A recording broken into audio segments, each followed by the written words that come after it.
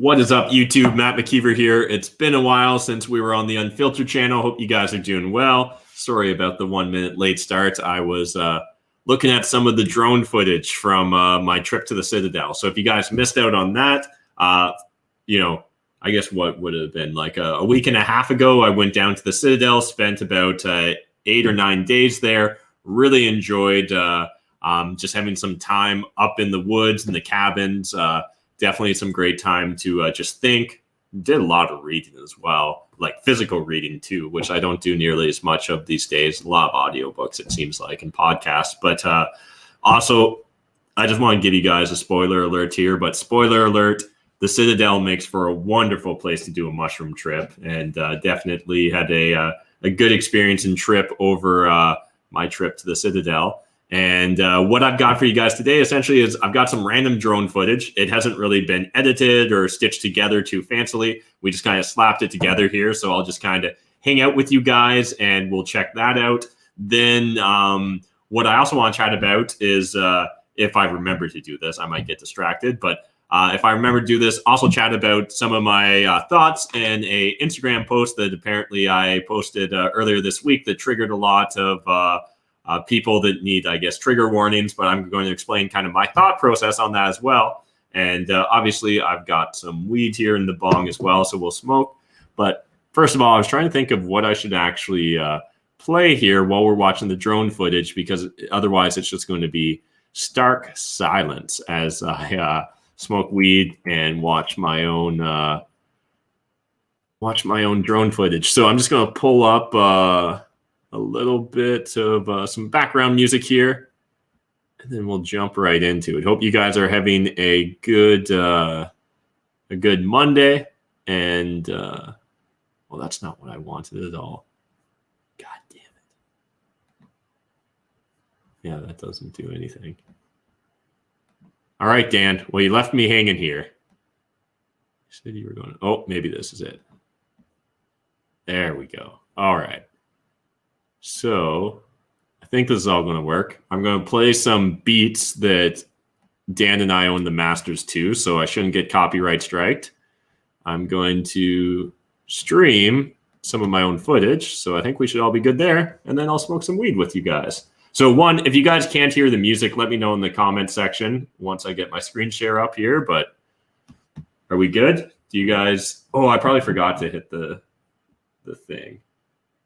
How do I stop that? All right, let's do this one more time.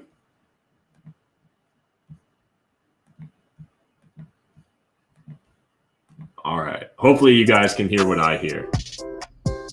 All right. So again, this music wasn't specifically picked for this, so is what it is, but it's from our boy Hida. So here is some random footage of the Citadel. So this is kind of up on the hill looking out to the water. You can see the main lodge was kind of in the right-hand corner there. And just a little bit of waterfront. Again, this is just kind of out on the lake here. I know it's kind of dark. Hopefully it gives you a bit of an idea.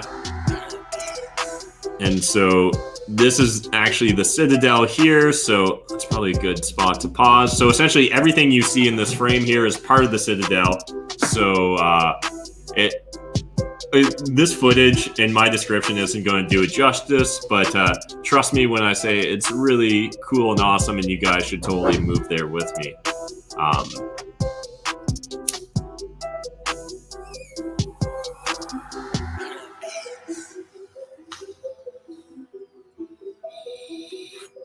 So that's the cottage I actually slept in while I was up there. That cottage right behind the red vehicle, that's actually a Four Seasons cottage as well. Then we've got the main lodge here up on the hill. Essentially the cottage I slept in, this guy here, it's a 3-bed, 1-bath. This one here, I keep forgetting it's either a 2-bed, 1-bath or a 3-bed, 1-bath. And then the main lodge is a 3-bed, 2-bath, plus it's got a large dining hall, commercial kitchen, laundry, then kind of like a meeting room. I think that's just some more dark stuff.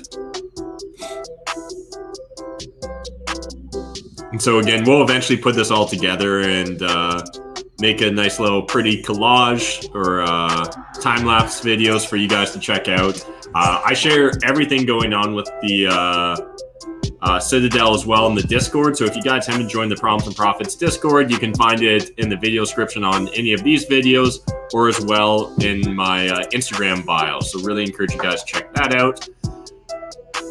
You know, beautiful forest around us. We're primarily surrounded by crown land. We've only got one direct neighbor, and he's a previous owner, the guy that actually designed and built this. So, yeah, these are our docks, the waterfront. It was beautiful for jumping in, doing, you know, not exactly like a real cold plunge, but it wasn't that warm either when I was jumping in at 7 or 8 a.m. in the morning before the sun had kind of reached our sunny shores. Some nice floating docks over here. Essentially, we've got another cottage up there in the left-hand corner. This is a fish cleaning hut. That's just kind of a storage hut. What else do we got here? So again, just some more B-roll of the property. There's another cottage. That one's 2-bed, 1 bath. And this guy's 2-bed, 1 bath as well, and that's 4-season. Then the 2 1935 cottages are over here, though you can't really see them that well.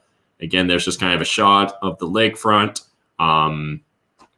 That's an island there. So again, there's more water in behind it.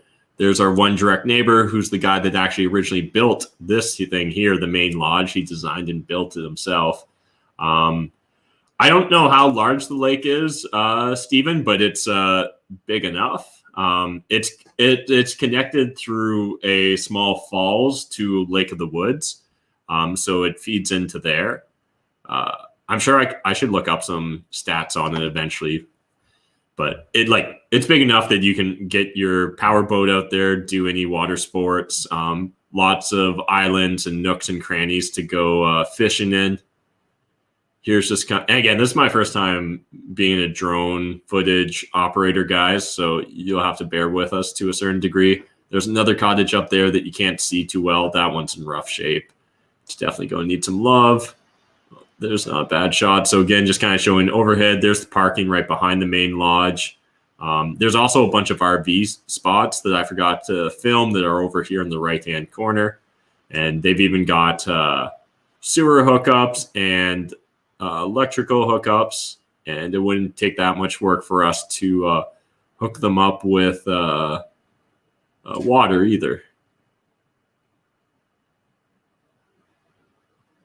Just another little pretty pan of what's going on when we're looking at the property. So that's the Waterfront Cottage. There's another one right down here, one there, main lodge. I think we've got 5 docks plus that little outlook. There's me.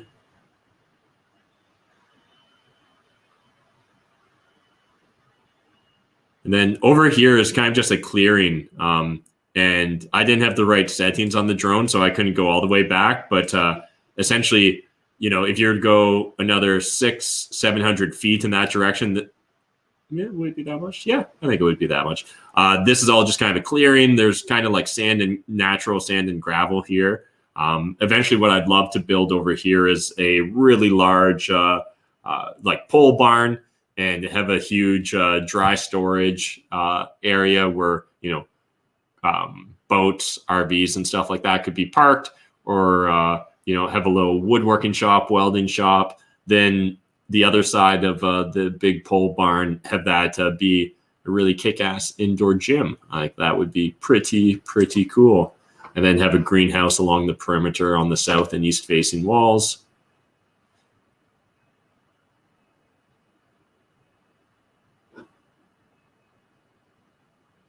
I don't know if there's too much else there.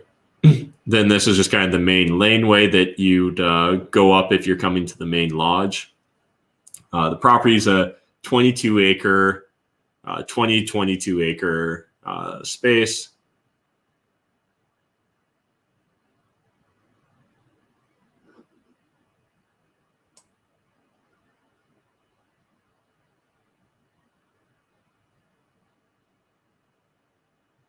Just kind of see a little bit more of the lake there. Oh, there's a pretty good shot of the older cottages. So that's a 1935, and then there's another one tucked in over here that's from 1935. Then further out on the point, that's all Crown land. Then we've got another cottage that I don't think we've seen yet that's right there up on the hill. This is just a 1-bed, 1-bath. The 1935s are 2-bed, 1-baths. So I think roughly before I acquired it, it was being used as it was being used to house a bunch of contractors for a gold mine that's not on this lake. We're not going to have any chemical issues. Don't panic over that. It's over an hour drive away. But they were housing their guys here because it was cheaper than using a hotel. So they literally bought the camp. And they had about 40 people living full-time year-round in these cottages and cabins. And then up on that big clearing that I was mentioning earlier in the video, that's where they also had portables that were housing like another 40 men or 40 people. And just a little bit more lake panning. That buoy there is just, that's where our water line is. It draws water from the lake and then goes through a bunch of filters. This is just kind of the main, I don't know, front laneway here along the waterfront. Obviously, there hasn't been a lot of landscaping kept up to date so far, but that's actually one of the easier things to fix. So not too worried about that. Again, some grading needs to be done on some of the laneways and stuff like this, but there's some nice newer cabins, newer windows, newer doors. I think this one was built in 2008. The one I stayed in was built in 2012, and then there's another one from 2010. Main lodge was built in 1989, I believe. And what's nice too is like there's all kinds of staircases and catwalks over the property that really just makes it even easier to get around because like there's actually a lot to this property. While I was staying there, almost every single day we ran into wild pheasants. There's a beaver on the property. I had to buy some chicken wire and wrap up some trees so he didn't chop them on top of those old cabins, the 1935 ones. And yeah, there's deer everywhere, though I actually didn't see any deer while we were here. All kinds of wildlife and critters about, and just you're far enough back from the highway that you can't hear really anything. So the only time that we heard anything would be the occasional float plane flying relatively low. But again, that would be less than once a day that we encountered that. And so eventually looking to, you know, really get this landscaping up. The beachfront or the waterfront there is actually hard packed sand. So all we need to do is take back some of the things there. Hey, Graham. Yeah, the propane tank and lines are all active and good to go. The two 1935 cabins were originally propane heat, and they've just removed the tanks there because I think they were rentals. But that propane tank is active and was being used, you know, up until kind of late spring.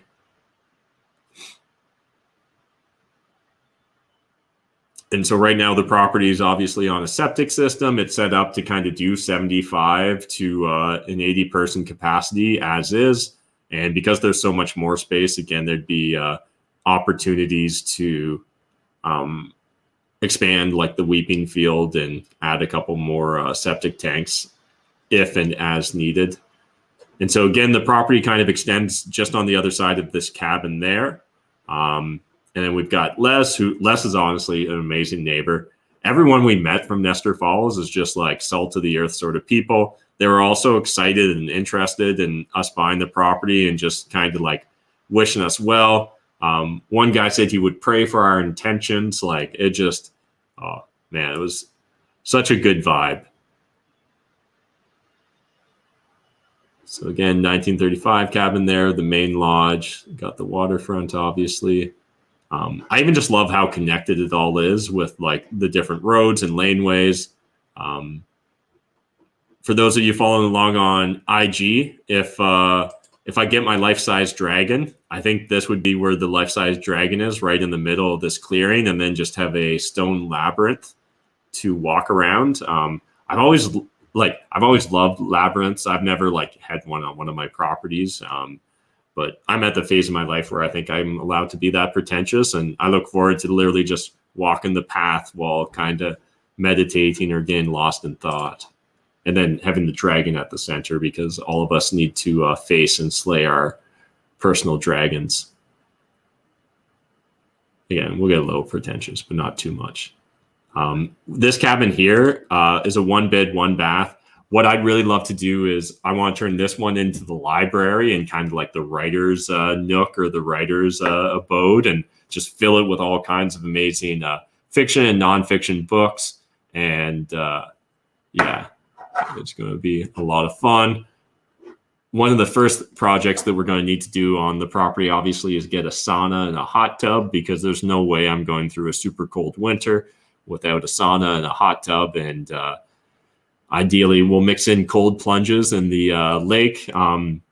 Previous owners of the lake, actually, in the past, they would rent out like ice huts or ice fishing huts where you drag them out on the lake. You cut a hole, right, and you can fish right in your hut.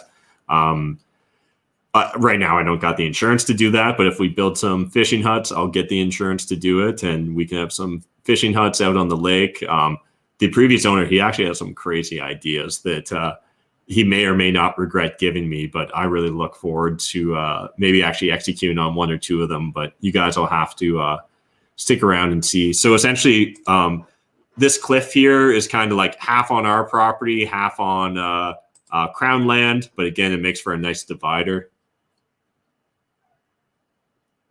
Again, old 1935s cabin, but both of these older cabins were being habitated up until very recently. They've even got like newer mattresses and stuff like that in them. They're either going to need a lot of work. You can see the goddamn beaver right there, right? See him chewing that tree, which is going to take down that power line. He's chewing that tree, which the way he's chewing, that one shouldn't hit the building. But again, I wasn't taking any chances, so wrapped it up with chicken wire. I told him to screw off, and hopefully he listens, or at least gives me a month until I get back there, so that I can either chop the trees down or find a more permanent solution to discourage him from chopping trees right beside my cottage. Again, he wants to chop waterfront trees that aren't going to hit shit. Go for it, bro. But just don't be chewing up right beside my buildings. And yeah, that's kind of what we got for the initial B-roll here, guys. Hopefully that gives you a little bit of an understanding or perspective on the property. It is real. It is really going to be awesome. You guys should totally all join. But again, step one, if you guys do want to join, is really just joining the Discord. So great community of individuals there. Well, I think you're crazy for not moving in with me. I also understand the fact that some people, that's just not going to be practical, or it's not going to be in the cards in the near future. Understand that at the end of the day, I really see the Citadel, or at least the Problems and Profit Citadel, as just a way of life, right? It's a way of being. It's just a personal commitment to yourself to continuously become a better version of yourself while also speaking your truth. And I try and be specific with the your truth part, because like, I could say the truth, but honestly, we all know that it's relatively subjective, and a lot of us don't know what we don't know, myself included. And yeah, but at the same time, it's important that if you believe something to be true, if you believe something to be right, that you do speak out. And that's what I'm hoping to do with the Citadel. So for those of you where it is in the cards, it is practical to come and join and live with us, like, let's go. Let's figure this shit out. Worst case scenario is, you know, it's going to turn out you have to go back to normal life, or you prefer normal life to what we're doing at the Citadel. Best case scenario is you literally get to live your best life for the rest of your life. And maybe you get to avoid the COVID terrors that seem to be just plaguing the nation from coast to coast otherwise. Yeah. I'm deciding how political I want to get on this, because so far it's just been all uplifting and like, you know, how awesome is the Citadel, because it is really awesome. Yeah, let's stay on the positive front. So again, I see us being able to grow our own food. I bet I'll buy a farm nearby so that we've got some grazing pasture and stuff like that. But once we get the farm, I honestly believe in less than 2 years, without, us being in a rush, we could literally get to food self-sufficiency, right? Especially if a few of us got some hunting tags and, gun licenses. If a few of us got some fishing licenses and started fishing, again, the property's got wild pheasants. There's deer everywhere. There's amazing fish. Our lake isn't part of Lake of the Woods, but it does essentially go down a fall into Lake of the Woods. So again, those of you that are fishermen or anglers at heart, how famous Lake of the Woods is in regards to the fishing there. So we're literally in the same sort of area, and there's a public launch, literally less than a 8-minute drive door to door from where we are. So there's a lot of opportunities for us to decouple ourselves from the existing food system, which I truly do believe is important. Like, again, I'm not saying I'm perfect. I definitely eat some processed foods. I also know that living up at the Citadel, there'll be less and less temptations for that, which is at least going to be a net benefit for me. But when I go into grocery stores, I don't go into grocery stores, but when I used to, and now when I order online, when I see what it recommends to me, most of that stuff's just poison. And when you go into the local variety stores, again, it's just, shelf to shelf poison. And a little bit of poison in moderation is okay, but no one really ever taught us or sat us down and explained that, hey, this stuff is legit poison. Too much of this, you will slowly start killing yourself. It might take a lot longer than other types of poison, but it still doesn't make it good. And I mean, being a child in this modern era, I have no idea how you're not completely corrupted, right? How you're not just broken down. Because understand, the TV, the television, the radio signals, that's all still a relatively new invention. We're talking the last 100 years that it became mainstream and found its way into every household, right? Radio. And we're talking in the last, what year is it? 2020? Maybe in the last 70 years, TV, 70, 60 years, TV found its way into almost every household. We have not evolved. We have not adapted to the ingenuity of propaganda, mass media, mass advertising, to people triggering, our inner wants and desires. It's really important to understand there's a lot more temptation in this modern era than there ever was in the past. And I think that parents, that individuals that want to raise a better generation, we all have a responsibility to try and, both lead by example as well as try and restrict to a certain degree those bad influences and temptations, at least until a person's matured to a certain point. The same way that you wouldn't literally let your 1-month-old fend for themselves around, I don't know, your dog, right? Necessarily. But once they're a few years old, you're yeah, they should be able to kind of handle themselves, especially if the dog hasn't been aggressive and stuff like that. Television advertising and propaganda is a lot more aggressive than likely your household dog. But anyways, I see the opportunity for us to disconnect from any system that doesn't serve us well. Again, it doesn't mean that we become Luddites. I still will probably goof around and flip JPEGs. If you guys are paying any attention at all, I'm obviously spending a decent amount of time in that space. I'm investing a lot of at least mental capacity, if not time and energy, into the NFT business that I'm launching with Dan as well. I see a lot of opportunity for communities to connect and create unique ecosystems through things like NFTs, through blockchain. I really look forward to us decoupling from the existing fiat currency system. I think that it is so much more evil than the average person understands. Most people don't even understand it. But even those that do understand, they're yeah, I don't think it's great or it's not perfect. No, it is far more evil and sinister than you've likely realized. Or if you don't, just keep researching it, just keep reading up on it. Get some more Murray Rothbard in your life, read some more Austrian economists, and start really understanding what's going on, because it is deteriorating our society in so many different ways. And Bitcoin does fix that. And we get to reinvent the economy in a way where we don't get hidden taxes like inflation. Inflation is literally just the government stealing from you in a new kind of creative way. It was something they couldn't really do up until, the last, depending on your country and stuff, last 100, last 50 years. And it should really be concerning to us, but they just count on us not being smart enough to understand what's going on, right? It's the same way that, like, if you even listen to anything Justin Trudeau says on the campaign trail, like, he does not respect you. I hope we can all agree on that. He does not respect you. He does not respect the average Canadian. He doesn't expect them to be capable of making complex or difficult decisions, and essentially wants to create a nanny state for you. And if we're not careful, it can be really easy to become complacent in those sort of environments or ecosystem. And it's not to say that the government at every turn is trying to hurt or harm you, but we need to understand that there's significant unintended consequences in these large, complex systems.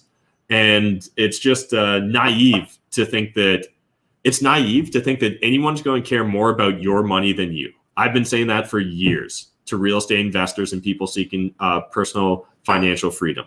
It's naive, truly naive, to think that anyone cares more about your life or your children's life or your children's future than you. And if they do, let's be honest, shame on you, shame on us for not caring more about it, right? The scary thing is humans in large groups and masses and mobs. That's when we truly become unruly and we get just possessed by the energy and the spirit of the moment. Individuals can be very rational, logical actors. And any sort of collective or group, essentially, the only reason we should really opt into those is to serve us, not to serve them. And over the last 100 years, we've really lost the plot here with nationalism and liberty and personal freedoms, because the things that America stand for, even the things that like the Magna Carta stand for, right? Or the idea of bringing back the Charter of Rights here in Canada. All those different things were designed to empower us, to make sure that government didn't encroach upon us. We're all born free, right?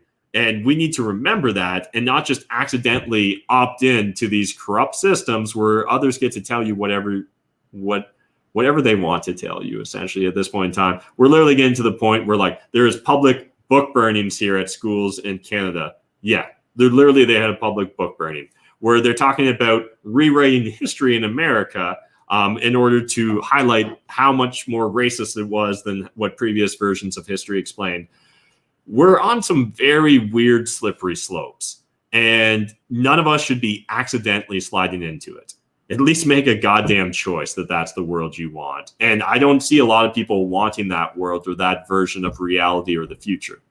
And so for those of you that don't want it, you need to find your citadel. Whether that's joining me and mine and ours and let's go do this, whether that's you starting to grow your own garden, whether that's you starting to run your own Bitcoin node, whether that's you having a conversation with your employer about them paying you in Bitcoin.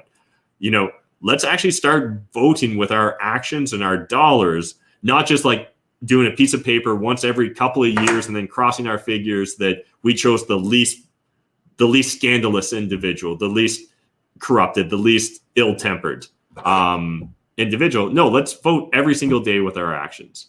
And we need to become more connected to the things we consume and understand the implications and the unintended consequences of those things.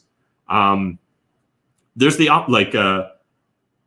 what is it that you see on social media all the time? People are talking about, like, there's the great wokening or the great awakening, right? There's literally people that are virtue signaling and they have no real virtues or ethics or morals. And then there's individuals that are actually committed to themselves, to their family, to their community, right? To whatever they believe to be moral and ethically correct. And then there's others that just want to virtue signal and show, like, oh, I'm even more extreme than you. Oh, whatever the government says, I immediately back, as long as it's the right government. Again, if it's Trump's government, it's obviously evil and corrupt and the system can't be saved. But if it's my rainbow color or whatever the case may be, then it's all wonderful and fine. And again, it's naive for any of us to expect any person to care more about you than you, right? Like, again, family members and really close bonded communities and friendships may be accepted. But, like, to think that some random stranger really cares more about you than you is naive. To think that some random banker, financial advisor, or honestly even some random dude on the internet cares more about you and your money than you, again, either shame on you or you're lying to yourself about that, right? And I think a lot of us understand that deep down, but we just never take a step back and think about these things. And that to me is what, if nothing else, I hope the Citadel provides to people. The opportunity to take a step back, gain some perspective, catch a beat, and be like, whoa, I don't even think I need to be part of their system anymore. Or I think I only need to be connected to a handful of pieces of their system. Like, without getting too much into me trying to predict the future or anything, like, we all know we're going to get another lockdown here in Canada, right? Like, no one actually believes that they're going to let you just get away this winter during flu season without a lockdown. They've just found so many cool new toys and things that they can make you do that there's no way they're going to give that up willingly. And I don't know, if everyone wants to triple mask up and get booster shots every 4 months and wants, daddy government to govern harder, I mean, you should be allowed to go do that shit if you want. You shouldn't be able to force it upon anyone that doesn't. And so that's, again, what the Citadel is. That's my line in the sand. That's my leave me the fuck alone. If you're going to go create a crazy ass society, I'm going to create the counterpoint, the counterbalance to it. Yeah. We got a little bit more ranty there than I expected. Let's pack another bowl. I saw a bunch of comments. Appreciate those of you that are commenting. And I'll try and answer a few questions here.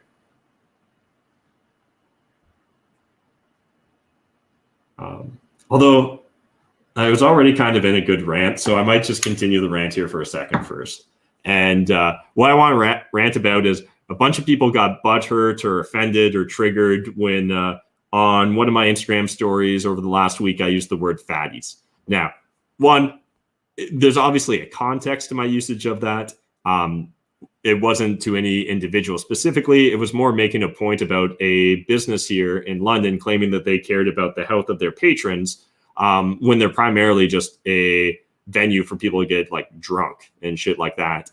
And, saying that you had to be vaccinated. And Adam Martin mentioned that, on social media, he would cancel his membership. And I, was applauding him for that because, again, I think it's really important. We vote with our actions in dollars, not just once every couple of years on a piece of paper when they let you. And I wanted to really highlight how crazy it is and said, hey, every time I've gone to your club, I've seen fatties, people that are morbidly obese with unhealthy BMIs in there. Why would you serve them, bad food? I didn't get this deep into, but bad food and alcohol. You've got like cigar tastings every now and then. Like none of that stuff is particularly smart health choices either. And yet you're saying that you literally won't serve people that don't have vaccines. And we all know that this is going to open up a can of worms on boosters and semi-vaxxed, if you don't have the most current booster update patch or whatever. And,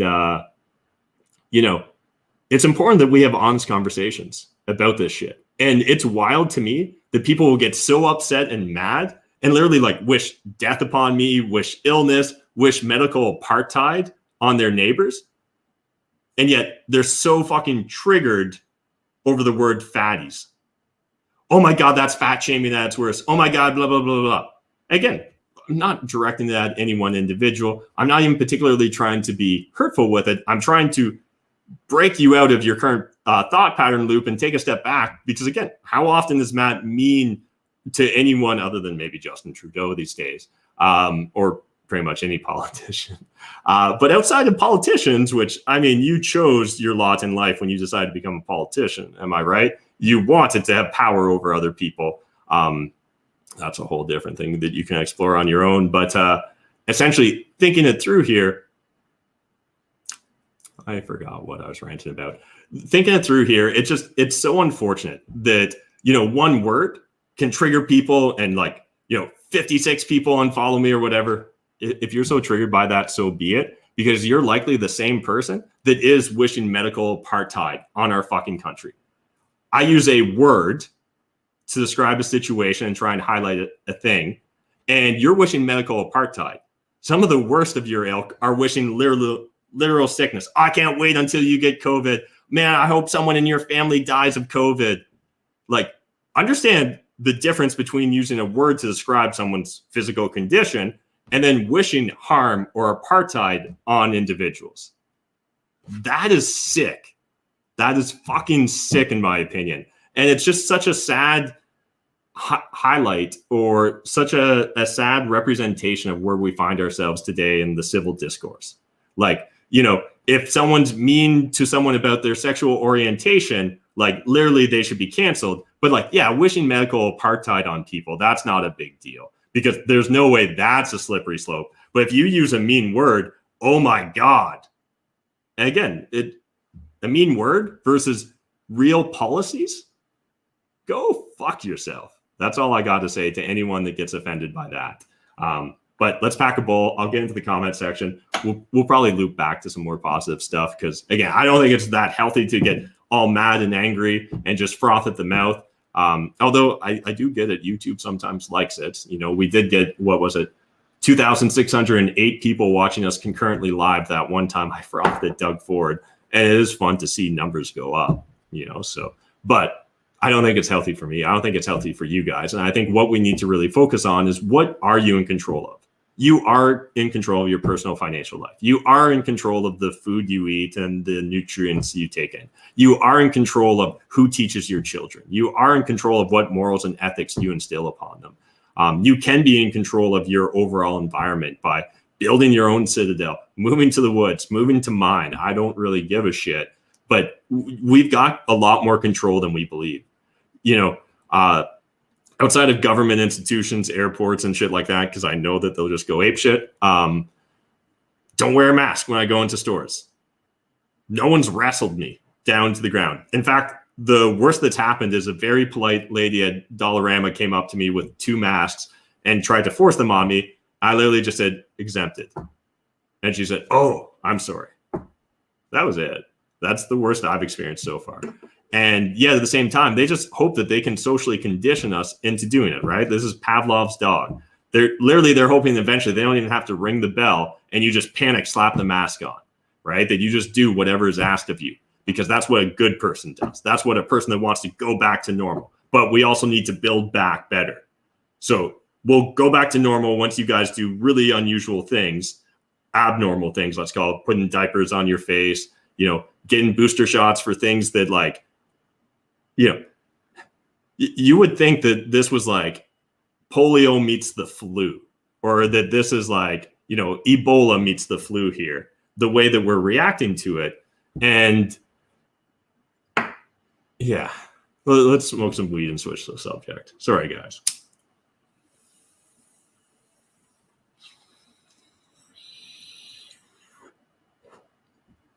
All right, let's see what we got going on in the comment section. Looks like a fun project. Absolutely, Phil. It's going to be a lot of fun. Yeah, Peter, the metal dragon's going to be sweet. And actually appreciate a few people have given me referrals on Instagram. If you guys know of someone, ideally a Canadian, love it if they were a local artist, or again, you don't need to be a professional artist. It doesn't need to be a perfect dragon. I actually like some of the more rough looking, like scrap metal versions of it, because to me, again, that dragon is a representation of something. That doesn't need to literally look like the coolest dragon ever. If you guys know any local artists, or better yet, you're a local artist, local being Canada, hit me up. Let's do it. Where do the board games go? I think, you know, the board games would probably, let me actually think this through. Where would they go? I'm kind of weird in that I think like board games and the library kind of fit together, but I could see how that would be counterproductive. They probably actually go in the main lodge. I think what I want to do in the main lodge on the like basements or the lower level is add an addition down below where the deck is, and essentially fill that in and turn it into like a dive bar. So like, you know, kind of give that dive bar pubby feel, get a pool table in there, get a pinball machine, have a couple tables, definitely have like, could have a cool wall or shelf of board games there. It's really unfortunate. I went through like a minimalist phase from like, I went from like hardcore hoarder to minimalist. And now I'm like, I kind of wish I was a hoarder again, because I'd still have all my old board games, all my old books. Where when I decided to go minimalist, I literally downsized my entire book collection, which was, and not massive. Actually, though, I'd spent a lot of money on like graphic novels and stuff. But like it would have been like 3 large bookcases, plus like one like kind of smaller bookcase. and downsized it into one little white crate that holds about 20 books. I was like, these are the only books that I'll ever need to own for the rest of my life. These are the most important books, And now I'm like, man, I need books to understand what mushrooms to eat. I need to understand which books to not eat which mushrooms. And, I want books on medicine. I want books on this, that, and the other. It's just kind of funny how life sometimes loops back, or you see certain patterns. But anyways, I used to have a sick board game collection, but we still got a solid board game collection. And again, I think board games are fantastic for building community, connecting with people. There's something that, I don't know, there's just something special about playing a game of like Settlers, Puerto Rico, Ticket to Ride, whatever your jam is, even Monopoly, Risk with, people you enjoy. I still kept my Formula D board, I think, so we can have 10 players at once there. Wood burning sauna cabin is based. I love it. You can build it by the dock and run down the dock, jump in the water after the sauna. Yeah, Graham, I think that would be epic. Bazmatic, the bodies are piling up in the streets. Yeah, exactly. Appreciate everyone chatting and sharing it here. Yeah, I can definitely understand the desire to get cynical, and don't get me wrong, you get me in a rant and I start to get pretty cynical as well in regards to the average IQ. But what we need to really understand in our better moments, in our higher moments, our higher capacity moments, is that people are the sum of their inputs. And so, if no one's ever even been shown the spark, if no one's ever even had it hinted to them that, hey, maybe you're in a cave right now. Maybe there's a whole world outside there that you're actually allowed to go join, but you probably just don't realize it because no one ever showed you the door. They never told you about it. They never even hinted it was possible. I mean, yeah, I kind of get it, right? I think the reason that my awakening connects with people or connects with my audience more than I think if I just had a random audience, right? Like, I think if I was just like a car channel or a cooking channel or something like that, there's probably a good chance that my audience wouldn't get what I'm talking about as much. I think because a lot of you are focused on bettering yourselves on personal finances or real estate investing or other types of investing or entrepreneurship, you've already learned or established that there are feedback loops out there, that this is, at least to a small degree, a meritocracy, or at least in small microcosms, it can be a meritocracy. And so I do actually have some control over my life and some influence. And there's a lot of people out there that live very sad, desperate lives where they truly believe that they're not in charge or capable of changing things whatsoever. And they often say stupid things and do stupid things, and it's easy to get frustrated with them. Again, I'm no saint, so I definitely get frustrated and angry at times at the stupidity of what feels like the average man or the common man. But also, if the only thing they've got is mainstream news, if maybe they never discovered the wonderfulness and the cornucopia of information and bullshit that the internet is, if no one ever gave them that copy of Rich Dad, Poor Dad, or, How to Win Friends and Influence People, or whatever it is that was your gateway into personal development, or maybe they never had someone, exercise in their life or take care of their body or care for themselves in just meaningful ways. A lot of people they literally go through life blind, bumping into things. And as long as they don't bump into something that kills them, they consider it a success. And if that's the best that your Roger Bannister did for you in your life, I get how you could end up there. At the same time, or I guess with that being said, it's important that all of us take on the ownership, the responsibility to try and bring the light, to try and shed light on the darkness in the corners and try and help people understand that they can get in control. And again, it doesn't have to be from 0 to 100 overnight. I think Jordan Peterson talks about it in one of his talks about he had this a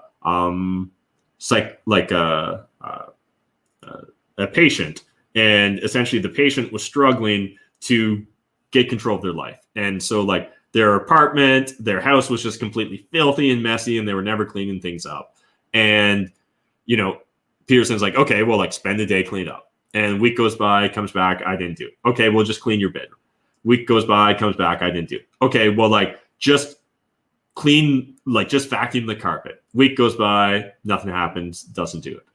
Okay, well, how about we just put the vacuum cleaner in your doorway and you promise not to move it out of the doorway so that every time you come in and out of the room, you see the vacuum cleaner?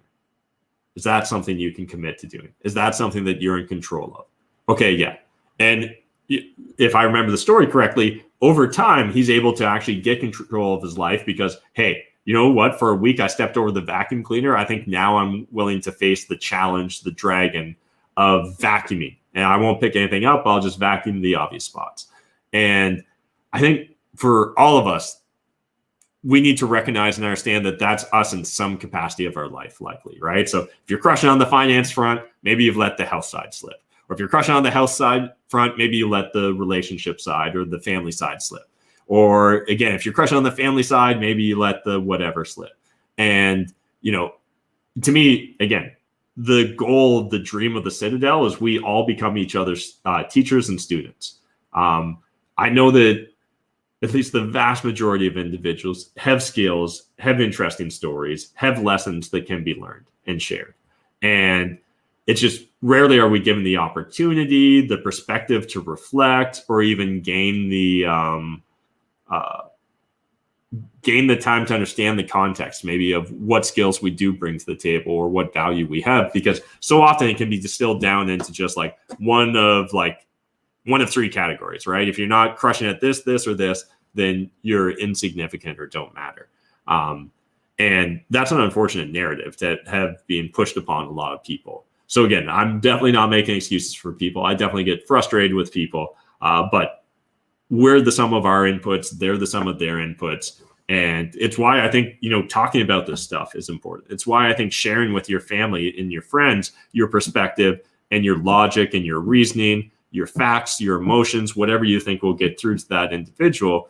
It's important to have those awkward or tough conversations, because if you don't, you're not contributing to any common knowledge. And, you know, again, the classic quote that all that's necessary for evil to prevail is for good men to be silent.